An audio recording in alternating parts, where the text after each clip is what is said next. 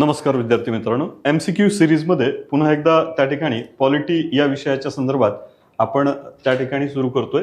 याबद्दल साधारणतः जर मागच्या सिरीजमध्ये आपण बघितल्याप्रमाणे आपण ही जी स्पेशल सिरीज त्या ठिकाणी घेतलेली आहे त्याच्यामध्ये हा पुढचा भाग म्हणजे साधारणतः मूलभूत हक्क आणि मार्गदर्शक तत्व भाग 4 संदर्भात आपण त्या ठिकाणी या बाबी बघणार आहोत. हा मुद्दा जर साधारणतः आपल्या विचारात घेतला तर असं दिसून येतंय की आपल्याला एकंदरीत याच्यामध्ये येणारे प्रश्न हे कसे येत आहेत, हे कोणत्या विषयाशी निगडीत येत आहेत याच्याबद्दल आपण त्या ठिकाणी बघतोय. आणि हा जी टेस्ट सिरीज आहे त्याच्यामधली ही MCQ सिरीजमध्ये हा पुढचा भाग आपल्याला जो येतोय तो मूलभूत हक्क आणि मार्गदर्शक तत्व याच्याशी संदर्भात येणार आहे. याच्याबद्दल जर साधारणतः कलम जर विचारात घेतली आपण, आपल्याला कल्पना आहे की मूलभूत हक्क कलम क्रमांक 12 ते 35 आणि मार्गदर्शक तत्व 36 ते 51 या पद्धतीने आपण बघणार आहोत. तर साधारणतः भाग 3 आणि भाग 4 संदर्भात याच्याबद्दलचे प्रश्न आपल्याला बघायला भेटतील. तुम्ही साइड बाय साइड लाईव्हली त्या ठिकाणी प्रत्येक प्रश्नाची उत्तरं तुमच्या अगदी प्रश्न वाचल्यानंतर तुम्ही काय असू शकतात प्रोबॅबली ते त्या ठिकाणी आपल्या कमेंट बॉक्समध्ये जर सांगितलं तर ऑब्व्हियसली त्या ठिकाणी तुम्ही याच्याबद्दल तुमचा पर्याय योग्य आहे की नाही लगेच आपण क्विकली चेक करू शकतो. बघा तर मग पहिला पर्याय प्रश्न क्रमांक बघा, डॉक्ट्रिन ऑफ सर्व्हिलॅबिलिटी म्हणजेच त्या ठिकाणी विलगीकरणाचे जे तत्व आपण राज्यघटनेच्या संदर्भात बघतो याच्यामध्ये निगडीत असणारा प्रश्न हा तुमच्या समोर आहे. या सर्व्हिलॅबिलिटीला म्हणजेच वेगळं विलगीकरणाचं तत्व याच्याबद्दल निगडीत असणारी पर्याय किंवा अ ब क अशी त्या ठिकाणी तुमच्या समोर दिलेली आहेत. ही वाक्य आहेत किंवा विधान म्हणा तुम्ही त्या अर्थाने. काय सांगतंय ते संविधानाच्या कलम 13शी संबंधित आहे. म्हणजे डॉक्ट्रिन ऑफ सर्व्हिलॅबिलिटी कशाशी निगडीत आहे तर पहिलं विधान सांगतंय ते म्हणजेच डॉक्ट्रिन ऑफ सर्व्हिलॅबिलिटी हे संविधानाच्या कलम 13शी संबंधित आहे. तर विधान ब सांगतंय जेव्हा एखाद्या कायद्याचा ठराविक भाग हा घटनात्मक मर्यादेविरुद्ध असेल तेवढाच भाग न्यायालय अवैध घोषित करू शकतं. आणि क आहे एखाद्या कायद्याचा ठराविक भाग घटनेच्या विरुद्ध असेल तर न्यायालय तो संपूर्ण कायदा अवैध ठरवतं. या पद्धतीनं तुमच्याकडं पहिला प्रश्न आहे आणि तुम्ही त्या ठिकाणी कमेंट बॉक्समध्ये याचं उत्तर देऊ शकता. मित्रांनो काय आहे बघा, याच्यानुसार बघूयात मग ते संविधानाच्या कलम 13शी निगडीत आहे. काय कलम 13 सांगताय आपल्याला तर 12 ते 35 मूलभूत हक्कांशी निगडीत असणारं राज्यसंस्थेची व्याख्या आपल्याला कलम क्रमांक 12 मध्ये सांगितली जाते. तर 13 हा कायद्याशी निगडीत आणि गैर लागू त्या ठिकाणी बाबी मूलभूत हक्क विषयक असेल तर त्याच्याबद्दलची स्थिती काय असेल हे 13व्या कलमामध्ये आपल्याला सांगतंय. म्हणून 13वं कलम हे डॉक्ट्रिन हे विलगीकरणाच्या तत्वाबद्दल आहे.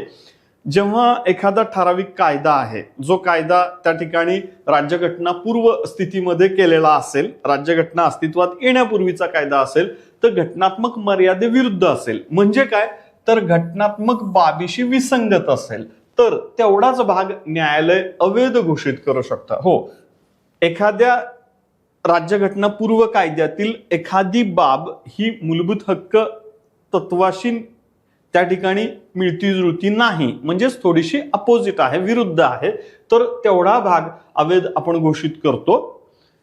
या तत्वानुसार एखाद्या कायद्याचा ठराविक भाग घटनेविरुद्ध असेल तर न्यायालय संपूर्ण कायदा अवैध ठरवतं. संपूर्ण कायदा अवैध ठरवत नाही. जेवढा कायद्यातील भाग हा मूलभूत हक्क विरोधी आहे तेवढाच भाग त्या ठिकाणी काय केला जातो, रिजेक्ट केला जातो, वगळला जातो. म्हणजेच अ आणि ब बरोबर आहे. म्हणून तुमचा पर्याय क्रमांक 3 बरोबर आहे का बघा. याच्याशी निगडीत असणारं काही प्रमाणामध्ये बघा एक्सप्लेनेशन काय सांगतंय. कलम 13 राज्यघटनापूर्व कायदे मूलभूत हक्क विरोधी असल्यास ती बाद ठरविण्याबाबत आहे या अर्थाने. आणि संपूर्ण कायद्यातील ठराविक भाग घटनेविरुद्ध आहे तो अवैध घोषित केला जातो. म्हणजे ठराविक भागच अवैध घोषित केला जातो, संपूर्ण कायदा नव्हे. म्हणून त्याचं उत्तर त्या ठिकाणी 3 आहे पहिल्या प्रश्नाचं. मित्रांनो दुसरा प्रश्न तुमच्या समोर आहे. पुन्हा एकदा बघून घ्या दुसरा प्रश्न काय आहे तो. नुकतेच त्या ठिकाणी 35A. आता नुकतेच म्हणजे काय तर आपल्याला माहिती आहे की 35A आणि 370वा कलम अलीकडेच त्या ठिकाणी रद्द करण्यात आलेला आहे. त्याशी निगडीत हा प्रश्न आहे बघा. 35A संदर्भात खालीलपैकी कोणते विधान सत्य आहे. आपल्याला कॅचलाईन कॅचवर्ड काय, कलम 35A त्यातलं काय शोधायचं आहे, निगडीत असणारी बरोबर त्या ठिकाणी विधानं शोधायची आहेत. पहिलं विधान काय सांगते बघा, जम्मू आणि काश्मीर विधिमंडळाला जम्मू काश्मीरच्या परमनंट रेसिडेंट स्थायी निवासी नागरिकत्वा संदर्भात विशेष तरतूद करण्याचा अधिकार देते. म्हणजे 35A त्या अर्थाने भारतीय नागरिकत्वा संदर्भातील कायदा करण्याचा अधिकार कलम 11 हा संसदेला आहे, राज्य विधिमंडळाला नाही. कलम त्या ठिकाणी निगडीत 11 क सांगतंय, कलम 35A हे 11शी विसंगत असल्यामुळे वी द सिटीजन या स्वयंसेवी संघटनेच्या वतीनं चारू वली खुराणा व सीमा राजदान भार्गव यांनी 2017 मध्ये या 35A विरोधात सुप्रीम कोर्टाकडे जनहित याचिका दाखल केली होती. मित्रांनो, हा मुद्दा विधान अ बरोबर आहे, विधान ब ही बरोबर आहे आणि क ही बरोबर आहे. याच्याबद्दल त्या ठिकाणी लोकसत्तामध्ये एक कंप्लीट आर्टिकल आलं होतं आणि याच्यामध्ये या वी द सिटीजन फोरमच्या वतीनं या 2 व्यक्तींनी 35A कलम हे भारतीय राज्यघटनेतील कलम क्रमांक 11 म्हणजेच निश्चितच 11 काय आहे आपण मागच्याच लेक्चरला बघितलं होतं MCQ सिरीज मध्ये.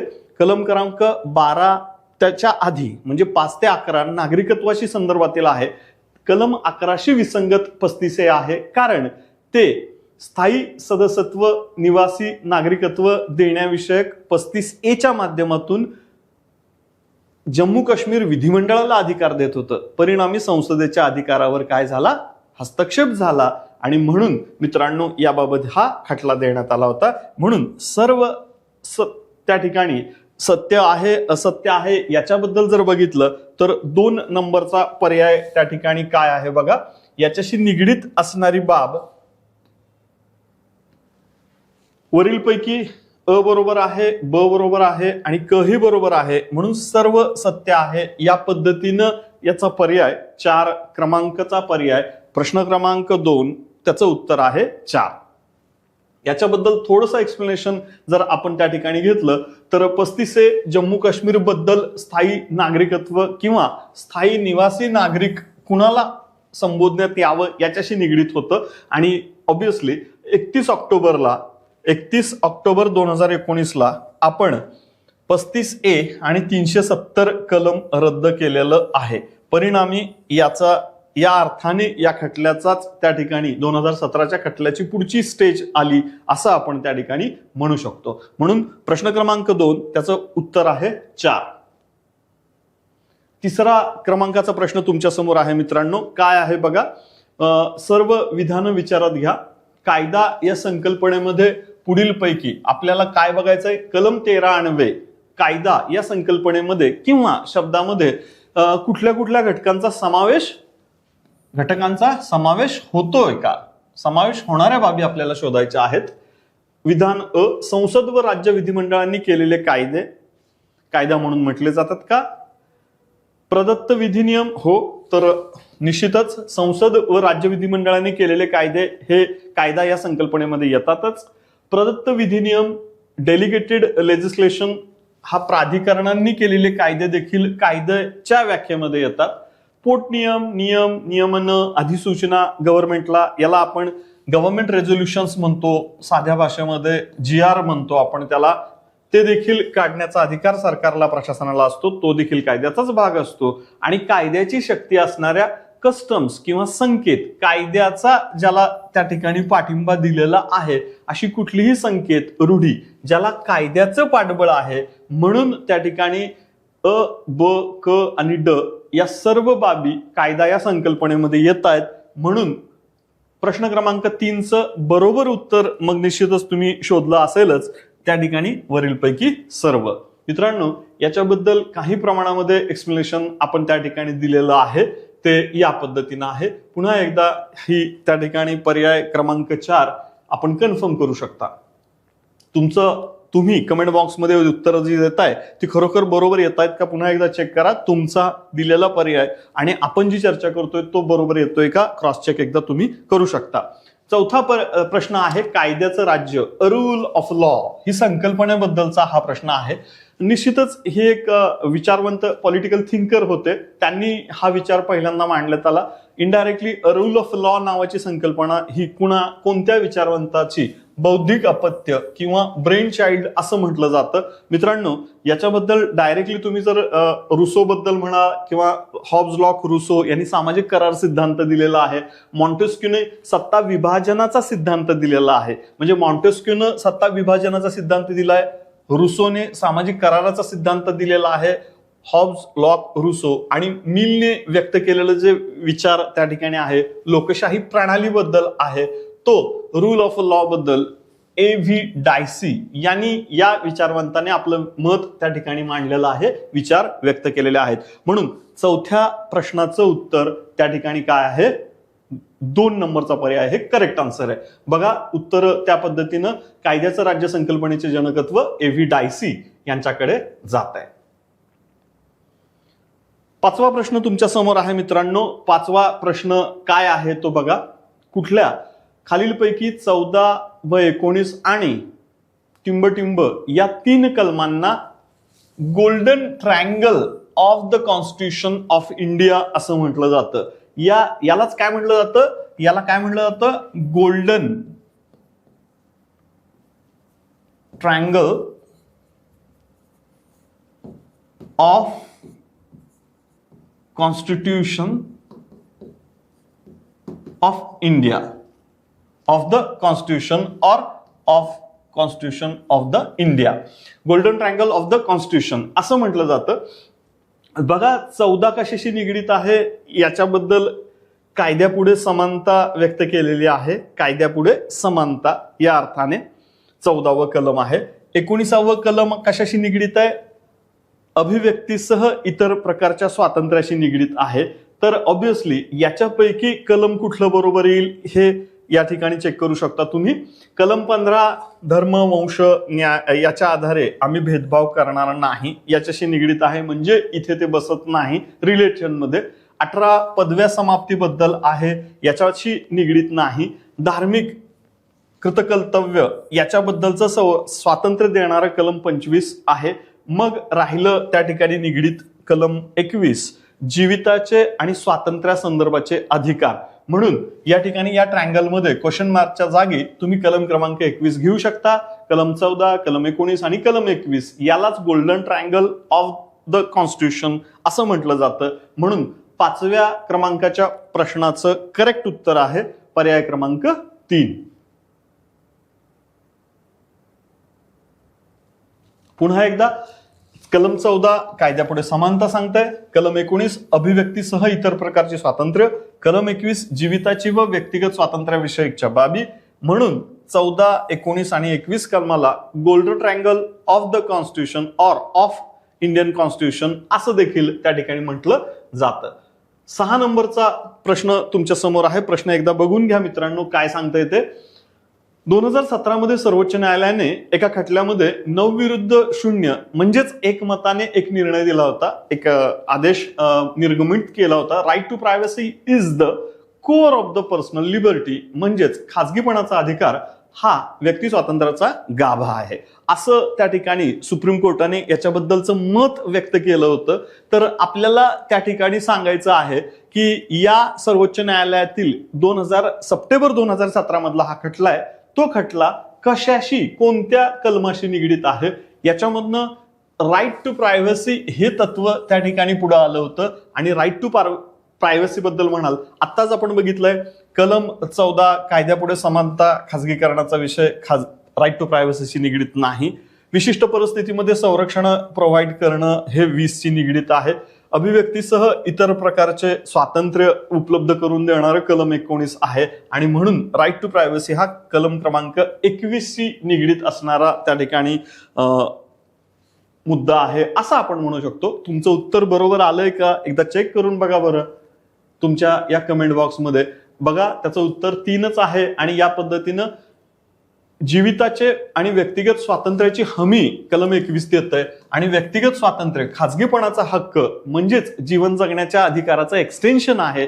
आणि म्हणून त्या ठिकाणी कलम 21 हे करेक्ट, म्हणजे पर्याय क्रमांक 3 हे बरोबर उत्तर आहे. प्रश्न क्रमांक 7 थोडासा पुन्हा एकदा बघा मित्रांनो काय आहे. 7व्या प्रश्नाकडे आपण आलेलो आहे. याच्यापैकी काय बरोबर आहे, पुढील पैकी विधान विचारात घ्या, त्या आधारे सत्य विधान शोधायचं आहे. सत्य विधान आहेत का विधान आहे हे आपण त्या ठिकाणी ठरवूयात. मग काय आहे बघा, हे मानवी देहाचा अपव्यापार म्हणजे ह्युमन ट्रॅफिकिंगशी निगडीत आहे. मानवी देहाचा अपव्यापार संकल्पनेत देवदासी ही प्रथा त्या ठिकाणी सम्मिलित केलेली आहे आणि शोषणापासून मुक्तीसाठी पर्टिक्युलरली एक कायदा आहे, prevention of immoral trafficking act. Prevention of immoral trafficking act 1956, त्यालाच पीटा ऍक्ट 1956 असं म्हटलं जातं. आणि मग या सर्व बाबी कशाशी निगडीत आहेत किंवा सत्य आहे की असत्य आहे. निश्चितच शोषणापासून मुक्ती आठवतंय का बघा, कलम क्रमांक 23 आणि कलम क्रमांक 24 ही शोषणापासून मुक्ती बाबतच त्या ठिकाणी संकल्पना आहे आणि मग याच्याशी निगडीत असणारी ही बाब आहे. पर्टिक्युलरली आपल्याला सांगायचंय कलम 23 शी निगडीत आहे. तर ह्या तिन्ही बाबी सत्य आहेत, म्हणून विधान अ, विधान ब, विधान क हे बरोबर आहेत, म्हणून पर्याय क्रमांक 3. प्रश्न क्रमांक 7 उत्तर आहे पर्याय क्रमांक 3. आता प्रश्न क्रमांक 8 पुन्हा एकदा त्या ठिकाणी कशाशी निगडीत आहे बघा. या बाबी साधारणतः विधाना विचारात घ्या. याच्याबद्दल बालकामगार प्रतिबंधक म्हणजे कलम, बालकामगार कशाशी निगडीत आहे मित्रांनो, विशेषतः कलम क्रमांक 24. कलम क्रमांक 24 शी निगडीत असणाऱ्या बाबी त्या ठिकाणी आहेत. कशा निगडीत आहेत बघा, 23 शोषणापासून मुक्ती, 24 बालकामगार या विषयक. म्हणजेच पुन्हा एकदा दोन्ही कलम तुम्हाला विचारात घ्यावी लागतील. इथे मागच्या प्रश्नामध्ये आपण कलम 23 चा संदर्भ बघितलाय, तर आता थोडस त्या ठिकाणी दोघांचाही संदर्भ विचारात घेऊन या बाबीकडे, विधानांकडे एकदा बघा तुम्ही. बालकामगार प्रतिबंधक अधिनियम 1986 बाबत पुढील पैकी कोणतं विधान असत्य आहे. आपल्याला सत्य नाही असत्य विधान ओळखायचं मित्रांनो. थोडासा प्रश्नामध्ये ट्विस्ट तुम्हाला जाणवेल. तर असत्य विधान कुठलं आहे बघा बरं. तुम्हाला पर्याय कमेंट बॉक्समध्ये पर्याय देता येतोय का पटकन. तर कुठलं विधान बरोबर आहे चूक आहे बघूयात आपण. असत्य विधान शोधायचं आपल्याला. या अधिनियमांतर्गत म्हणजेच 2016 मध्ये दुरुस्ती करण्यात आली. हो, 2016 मध्ये बालकामगार अधिनियम 1986 सुधारित 2016 म्हणजे 2016 मध्ये त्यात दुरुस्ती झाली आहे. या दुरुस्तीनंतर साधारणतः संबंधित दोषी व्यक्तीला 2 वर्षापर्यंतची शिक्षा आणि 50,000 रुपयाची दंड असं त्या ठिकाणी तरतूद केलेली आहे सुधारित अधिनियमानुसार. म्हणजे विधान अ पण बरोबर आहे, विधान ब पण बरोबर आहे. बालकामगाराची व्याख्येमध्ये 6 ते 16 वयोगटातील कामगारांचा समावेश होतोय. नाही मित्रांनो, 6 ते 16 वयोगटात होत नाही. सर्वसाधारण कुठल्याही प्रकारचा बालकामगार हा 14 वर्षापेक्षा खालील कुठल्याही बालकाला, तुम्ही जर वर्षाखालील बालकाला त्या ठिकाणी बालकामगार म्हणून 14 वर्षाखालील कुठल्याही बालकाला बालकामगार या कायद्यानुसार तुम्ही कोणतीही त्या ठिकाणी कृती किंवा काम करण्यास भाग पाडू शकणार नाही. म्हणून असं त्या ठिकाणी करेक्ट यायला पाहिजे होतं, पण इथं आपण काय घेतलंय 6 ते 16 म्हणून विधान क चूक आहे. प्रश्न क्रमांक 8 अ आणि ब बरोबर आहे, म्हणजेच क हे असत्य आहे. आपल्याला 8व्या प्रश्नाचा पर्याय क्रमांक 3 हे असत्य आहे, म्हणून उत्तर आहे 3.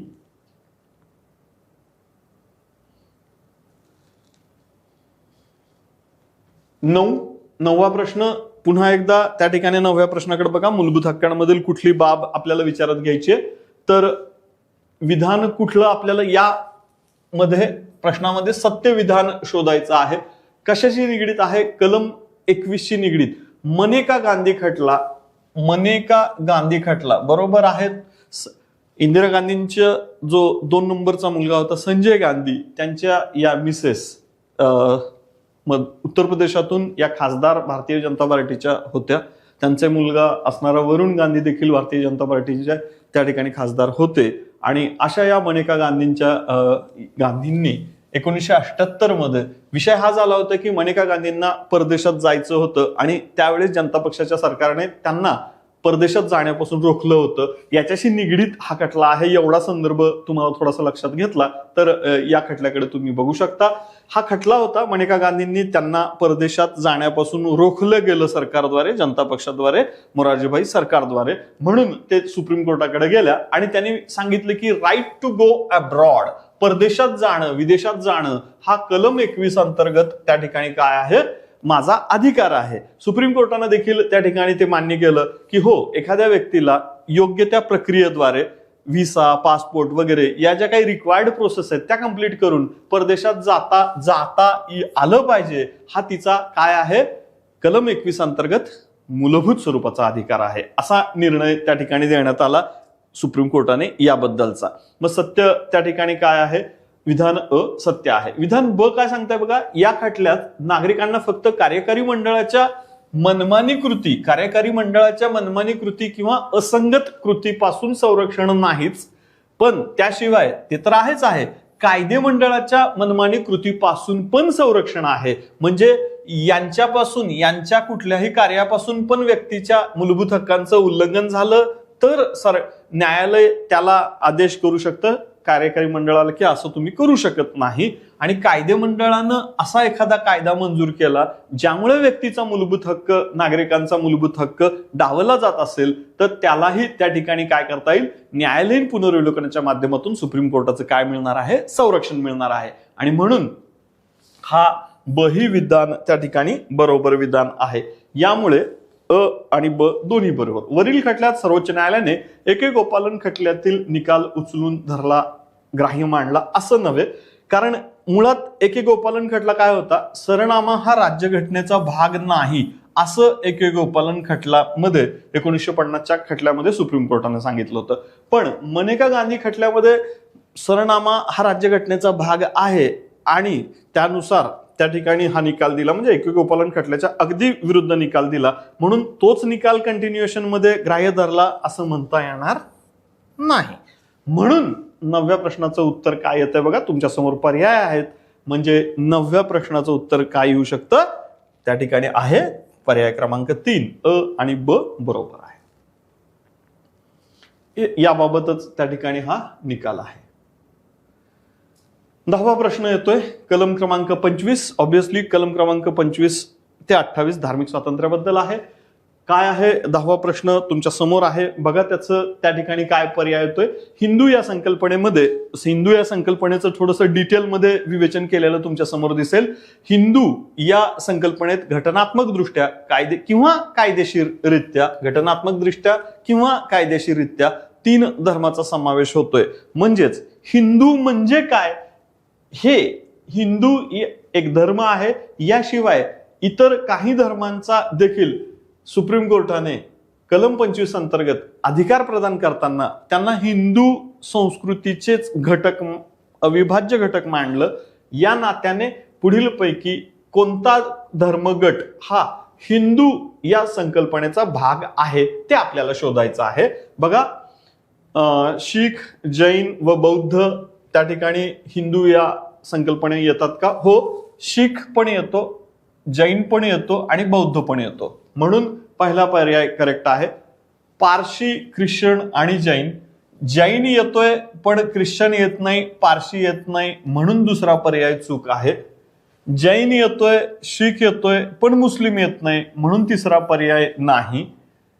बौद्ध येतोय, जैन येतोय पण पारशी येत नाहीये, म्हणून चौथा पर्याय चूक आहे. आणि म्हणून मित्रांनो 10चा करेक्ट पर्याय आहे 1. म्हणजे 10व्या प्रश्नाचं करेक्ट उत्तर 1 आहे. बघा तर मग तुमचं उत्तर बरोबर आलंय का, एकदा क्रॉस चेक करा.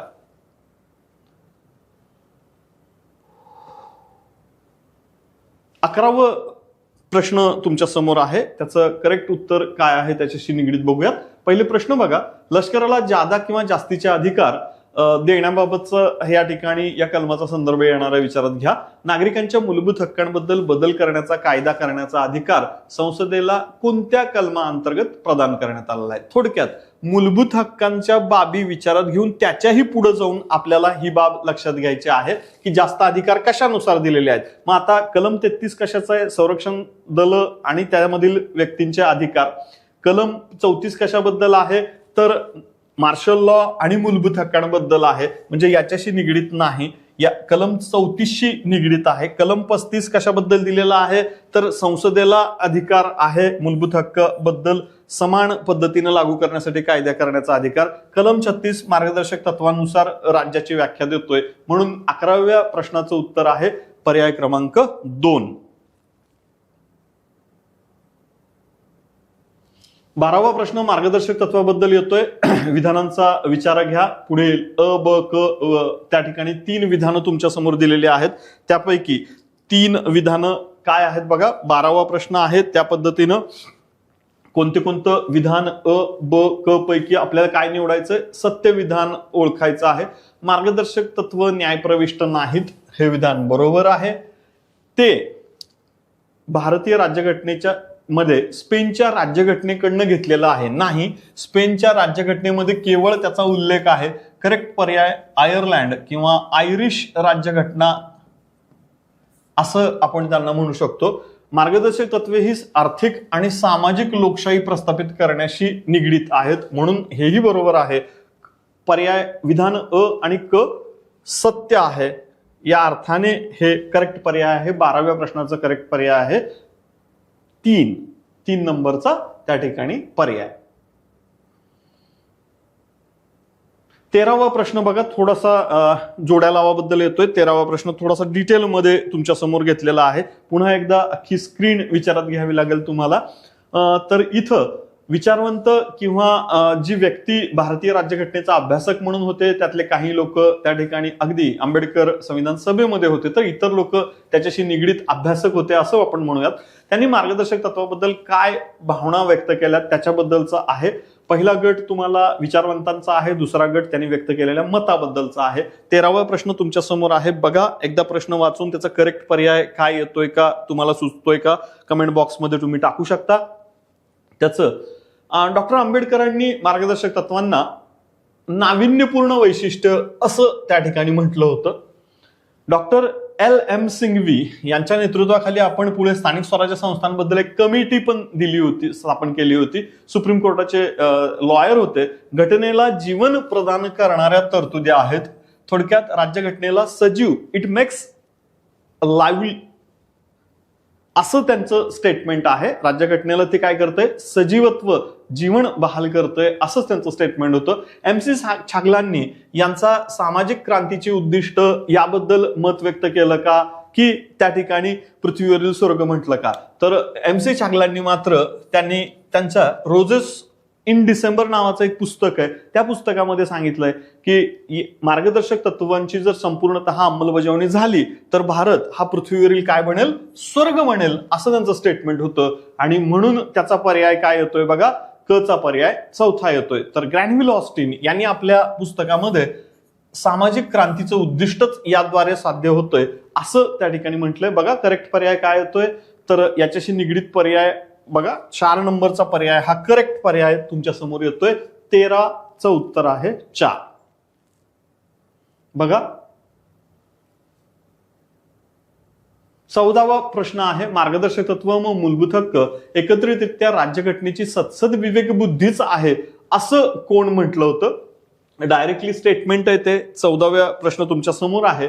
तर जसं आपण मागच्याच प्रश्नामध्ये बघितलं होतं याच्याबद्दल केसीवियर ऑस्टिन हे लोक नाणी पालखीवाला विचारवंत होते. पंडित ठाकूरदास भार्गव स्वतः त्या ठिकाणी घटना समितीमध्येच होते. तर ग्रॅनव्हिल ऑस्टिन यांनी त्या ठिकाणी हे स्टेटमेंट दिलं होतं. याच्याबद्दलचं डायरेक्टली उत्तर ग्रॅनव्हिल ऑस्टिन यांचं हे स्टेटमेंट आहे. थोडंसं पाठ करा.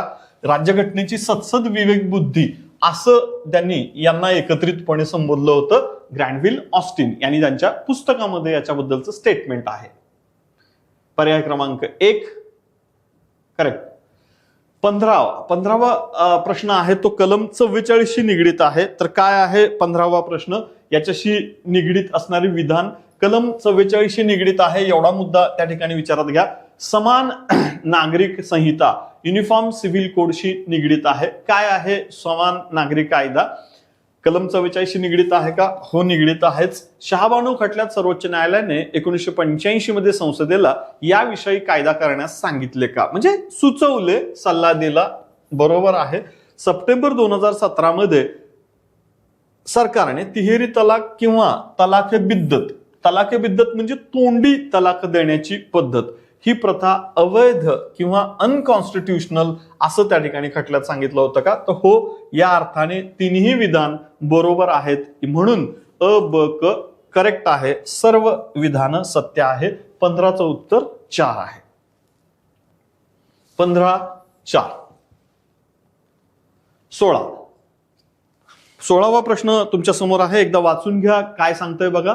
काय म्हणलं त्यांनी की एकीकडे याबद्दल सारांश रूपाने काय सांगता येईल की मार्गदर्शक तत्व न्यायप्रविष्ट नसले तरी सर्वोच्च न्यायालयाच्या दृष्टीनं ती न्यायप्रविष्ट नाही आहेत, मान्य आहे त्याला. न्यायालयात न्यायप्रविष्ट आहेत म्हणजेच काय, त्या अर्थाने जनतेच्या न्यायालयामध्ये आपल्याला त्याच्याबद्दल दाद मागता येते.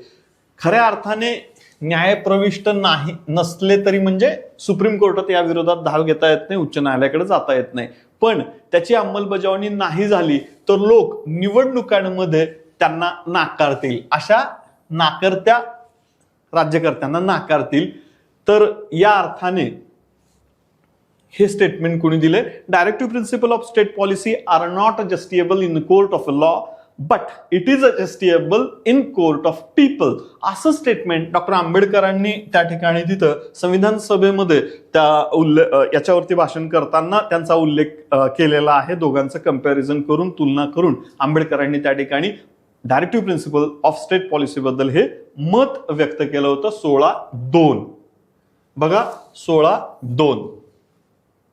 17 कशाशी निगडीत आहे? 17वा प्रश्न तुमच्या समोर आहे मित्रांनो. काय आहे 17वा प्रश्न? कलम 42च्या अंमलबजावणीसाठी त्यामध्ये स्त्री पुरुष समानतेशी निगडीत आहेच, पण यामध्ये मातृत्व सहाय्यक कायदा 1961, मॅटर्निटी बेनिफिट ऍक्ट 1961 मध्ये 2016 मध्ये सुधारणा झाली का? तर हो, ही सुधारणा झाली आहे, मान्य आहे. स्त्रियांना मातृत्व रजा पूर्वी 12 आठवड्यांची होती. 2016 मध्ये झालेल्या या दुरुस्तीनुसार ती कितीपर्यंत वाढविण्यात आली? तुमच्याकडे पर्याय आहेत 22, 24, 26 आणि 28. किती आठवड्यापर्यंत ह्याचा कालावधी आपण वाढवलेला आहे? तर याचं करेक्ट पर्याय आहे 26 आठवड्यापर्यंत आपण मातृत्व रजा ही त्या ठिकाणी एक्सटेंड केलेली आहे. 2016 मध्ये झालेल्या दुरुस्तीनुसार मातृत्व रजेचा कालावधी 12 आठवड्यावरनं त्या ठिकाणी किती केलाय? 26 आठवड्यापर्यंत केलाय. बघा 3. 18वा प्रश्न आहे, राज्य धोरणाच्या मार्गदर्शक तत्वामध्ये आर्थिक सक्षमता, क्षमता आणि विकासाच्या मर्यादेत राहून खालीलपैकी कोणती उद्दिष्ट साध्य करणं अपेक्षित आहे? 18वा प्रश्न तुमच्या समोर आहे, त्याचा करेक्ट पर्याय आपल्याला निवडायचा आहे. म्हणजे यापैकी काय साध्य करायचं आहे? कामाचा हक्क मार्गदर्शक तत्वामध्ये दिलेला नाही. जीवनावश्यक रोजंदारी किती असावी सांगितलेलं नाही. आजारपणात राज्याची मदत मिळेल का? हो, आजारपणामध्ये राज्यानं मदत करावी असं सुचवलेलं आहे. प्रसूती काळात मदत आताच आपण बघितलं की कायद्याने आपण 26 आठवड्यापर्यंत त्यांना भर पगारी रजा मातांना देतो आहे. कामाच्या जागी योग्य सुविधा देणं बंधनकारक आहे का? हो, योग्य ते वातावरण देखील त्या ठिकाणी असलं पाहिजे. या अर्थाने मग विधान क, ड आणि ई हा बरोबर पर्याय आपल्या समोर आहे. म्हणून 18 नंबरच्या प्रश्नाचं करेक्ट पर्याय आहे 2. बघूयात काय त्याचा करेक्ट पर्याय. हो, 18चा पर्याय 2 हाच त्या ठिकाणी बरोबर पर्याय आहे. आणि मित्रांनो, सेकंड लास्ट क्वेश्चन तुमच्या समोर आहे. थोडासा मोठा प्रश्न वाटेल तुम्हाला, पण पुन्हा एकदा बघून घ्या कशाशी निगडीत आहे. एकदा 19 नंबरचा प्रश्न वाचून बघा, त्याचं उत्तर काय येतंय कमेंट बॉक्समध्ये तुम्ही पटकन देऊ शकता. कशाशी निगडीत आहे मित्रांनो हेही समजून घ्या एकदा. शिक्षणाबद्दल आहे. करेक्ट, शिक्षण.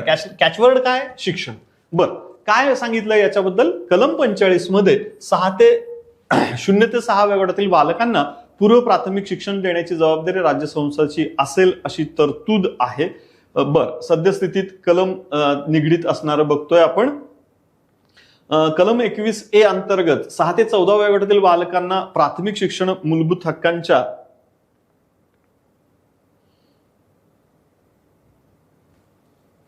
स्वरूपात दिले जाते किंवा जावे.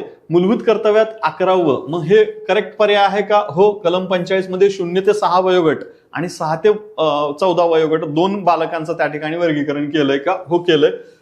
कलम क्रमांक त्या ठिकाणी कलम 21A बद्दल एक घटक तुमच्या समोर आहे. तर कलम 21A काय सांगतंय तुम्हाला?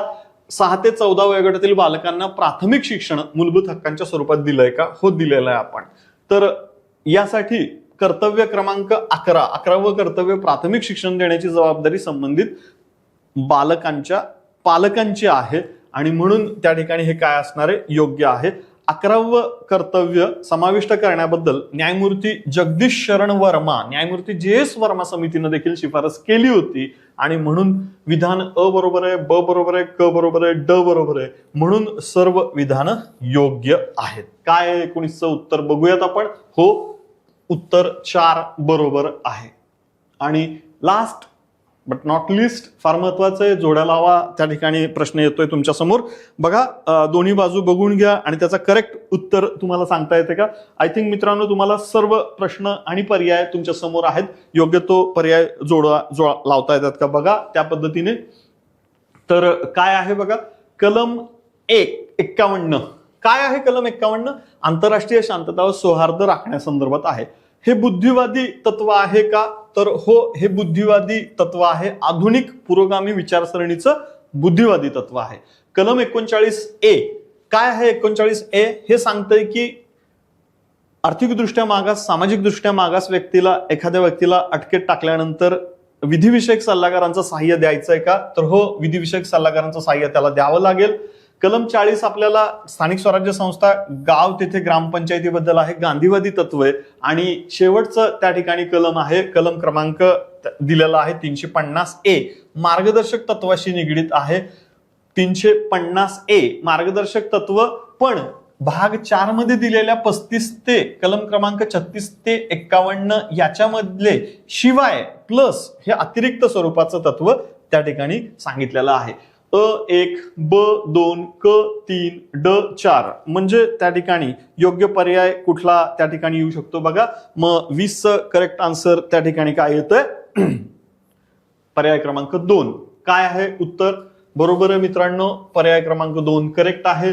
मित्रांनो, या पद्धतीनं आपण पुढच्या सिरीजमध्ये काय बघणार आहे? आज आपण ही 3रं पुष्प त्या ठिकाणी सम्मिलित केलेलं आहे. म्हणजे हे 1 झालंय, 2 झालंय, 3 झालंय. आता नेक्स्ट आपली MCQ पॉलिटी सिरीजमध्ये 13 नोव्हेंबरला आपण भेटणार आहोत. केंद्रीय कार्यकारी मंडळाबद्दलचे प्रश्न तुम्हाला तयारी करायचे. मित्रांनो, अभ्यास करा. पुन्हा एकदा त्या ठिकाणी नेक्स्ट लेक्चरमध्ये, नेक्स्ट MCQ सिरीजमध्ये आपण ते बघूयात.